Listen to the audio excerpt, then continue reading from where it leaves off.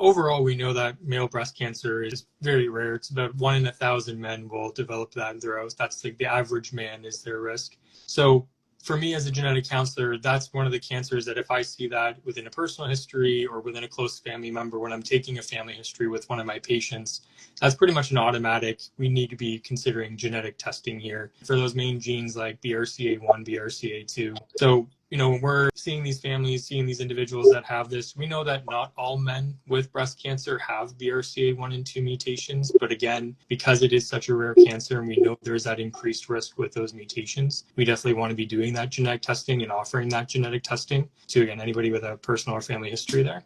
Some of the main misconceptions, which are, we know that men all have these genes, BRCA1, BRCA2, as well as other genes associated with breast cancer risk. So the misconception that, men cannot have these mutations, that they can't pass on these mutations. But, for the general public, that's still something that I hear very, very often from my patients. So that's one thing that I make sure I always really communicate, that men can have these mutations. It does cause an increased risk for ourselves. And then we can pass this on to our next generation. So we can give this to our sons, our daughters. We can get this from our mothers and fathers as well.